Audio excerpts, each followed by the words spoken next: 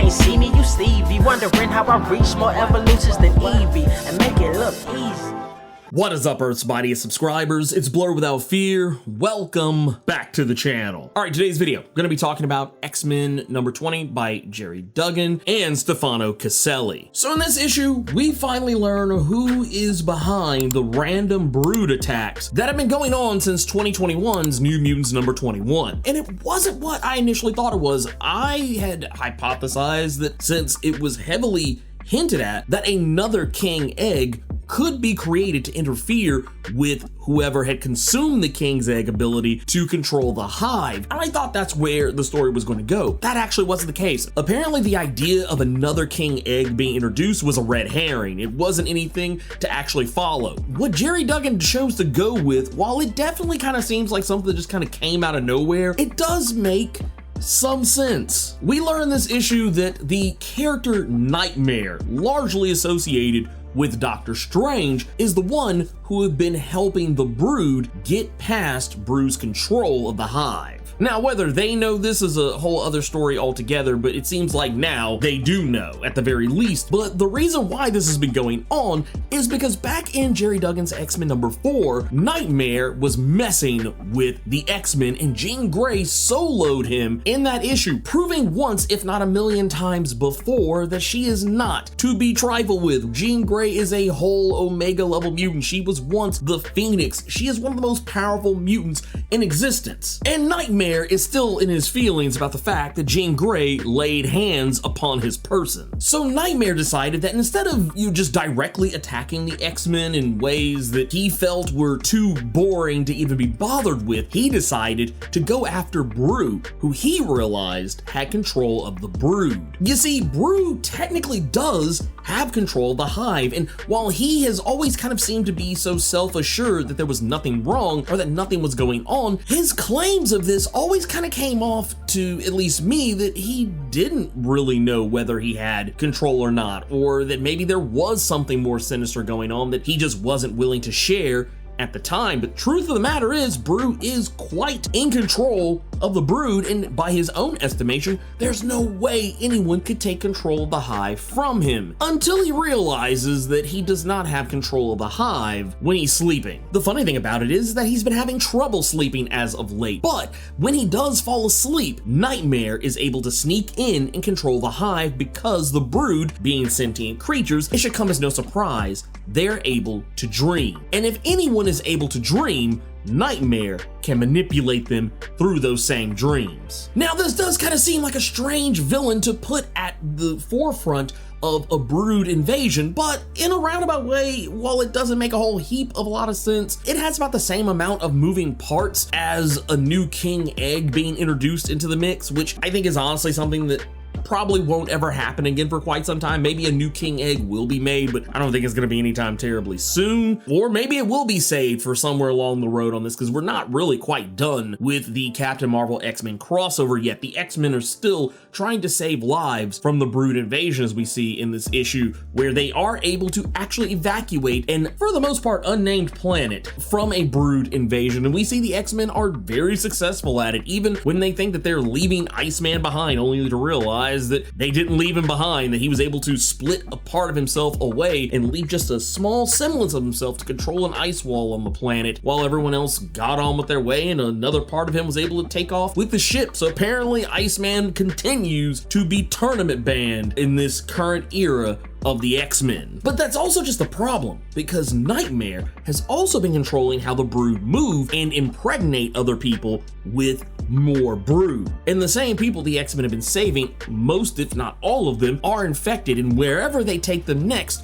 the Brood will just keep going. And that's honestly, in this issue, while the Brood is a huge portion of what they deal with in this, we also have other things that are going on as well that are, I would also say, equally as distressing. We still have everything going on with Forge and Monet, them both being trapped on Nowhere, which itself is trapped within a singularity. It seems like they're able to get out of their situation, but we don't really know where they go from there. It has been hinted at that their initial attempts to get out of that black hole ended up with them body swapping for a brief amount of time, and that they somehow got themselves back into their correct bodies, and now we see that they've jumped somewhere else. So this kind of feels like a quantum leap situation. It just seems like, okay, we're just gonna keep trying to jump ourselves out of the singularity, and we're just gonna hope that whatever the next leap is, it's the leap home. But I feel like whatever's happening here, it's gonna be a minute before we see them actually make it back to where they're supposed to be. The other thing I think that is actually even more interesting going on with the X-Men right now has nothing to do with Forge and Monet. It has even less to do with the Brood. And it's the fact that one of Marvel's most low-key mutants is finally taking an opportunity to hang out on Krakoa for the first time since House of X. And that is the character of Typhoid Mary. Now,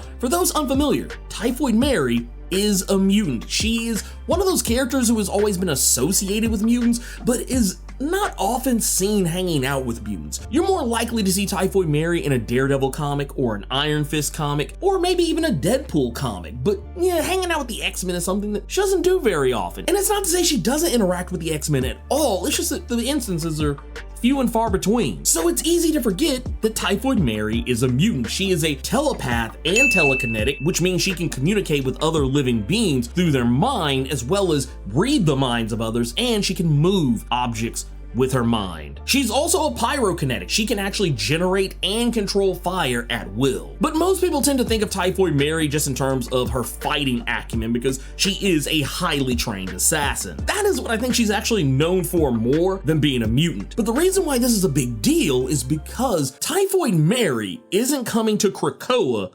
alone. Typhoid Mary is bringing her husband along for the ride, and that is the kingpin of crime himself, Wilson Fisk. Now, if you haven't been keeping up with what's been going on with Kingpin as of late over on the Daredevil side of things, it was not that long ago in last year's Devil's Reign event where Kingpin had seemingly killed Matt Murdock. And I use air quotes when I talk about the death of Matt Murdock because it wasn't actually Matt Murdock who Kingpin killed. The person that Kingpin killed that everyone believes is Matt Murdock is actually Daredevil Matt Murdock's twin brother, Mike Murdock. A twin brother who actually wasn't his actual twin brother. It gets into some real craziness, and if you want to know more about it, I'll have a video linked up here. I'll try to remember to link it here or at the end of the video. You can go check that out there. So yeah, Kingpin has been on the lam ever since. He's been in hiding and honestly was even presumed dead for a little while following the events of Devil's Reign, where his son Butch, who is now the new and current Kingpin of crime, was supposed to spread the rumor of Kingpin's Quotey Finger's death as a means of Kingpin passing the torch to his son so he could go right off into the sunset with Typhoid Mary. But apparently Interpol has caught wind of Kingpin out there in the world, and now Kingpin is seeking amnesty. This is being done because technically humans aren't allowed to live on Krakoa unless they are accompanied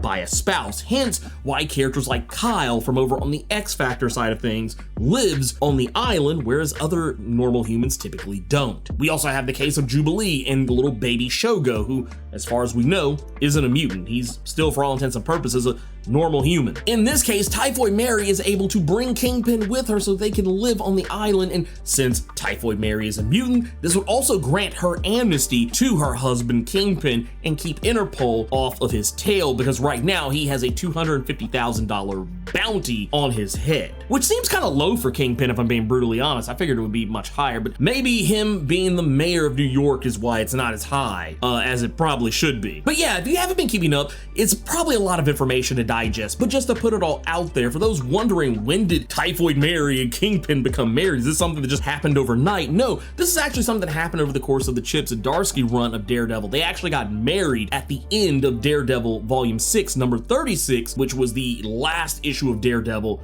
before the Devil's Reign event had started, and since then Daredevil has relaunched. Typhoid Mary, a character who has largely been just a bodyguard and an assassin for the Kingpin since her debut in Daredevil number 254 back in 1988, she is now his wife, and this is why he's able to have this amnesty. Now, another interesting wrinkle in this is that also with Wilson Fisk coming to the island means he's very likely going to be having a reunion with Emma Frost, who Sage has made sure to warn Emma Frost that Kingpin Kingpin is there. Now, if you're wondering why this part is important, this had a little bit more to do with the recent Devil's Reign event, more specifically the X-Men tie-in for Devil's Reign, X-Men number 1 through 3. And this was roughly the last time we saw Fisk interact with Emma Frost. The last time they saw each other, Emma had manipulated Typhoid Mary into holding a blade to Fisk's throat, while Emma had a conversation with him, promising to ask him a question one day if crossing her was ever really worth it. And what she meant by this was,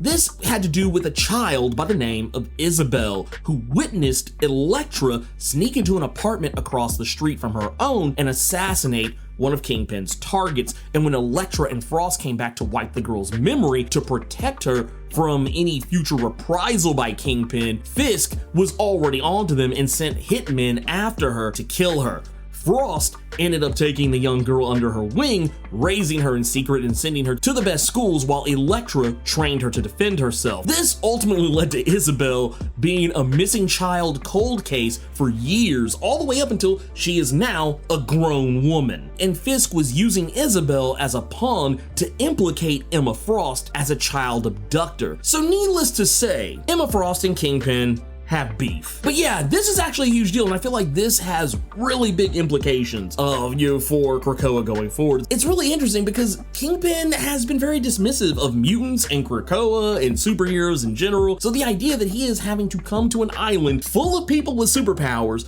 makes this very interesting. And I like it even better that when he shows up, he's actually rocking the same fit from the Hawkeye TV show, where he's got the full white suit with the Acapulco shirt on underneath. I think that's actually a really cool touch for the Kingpin of Crime, or former Kingpin of Crime, Wilson Fisk. It's a cool look. I think it's very interesting. I like how this is being played up here, that Jerry Duggan's paying off these seeds from the Devil's Reign event. I love the fact that Devil's Reign itself is something that didn't just immediately go away. Kind of reminds me of Dark Reign, how, well, a lot of people don't talk about Dark Reign anymore. There were a lot of things that came from the Dark Reign event that never went away. A lot of it is no longer necessarily in play anymore, but there are still little threads from Dark Reign that are still just out there floating in the wind. And it's kind of the same thing for Devil's Reign right now, so I'm really happy that that's a thing. But anyways, that's everything I wanted to talk about with X-Men number 20. I love how talking about this issue came off more as me talking about Daredevil stuff than it did even about X-Men stuff. So I mean, I'll take it. I'm not mad about it at all. But anyway, if you enjoyed this video, do the YouTube thing, like, share, comment, subscribe, and make sure you tap that notification bell so you don't miss out on any of the videos that I put out. The goal is to hit 100,000 subscribers on YouTube in 2023, and I can't do it without the help of you, Earth's mightiest subscribers of the present, and you, Earth's mightiest subscribers of the future. Until next time, let me know what you thought about X-Men number 20. Keep it plus ultra, and sound off in the comments.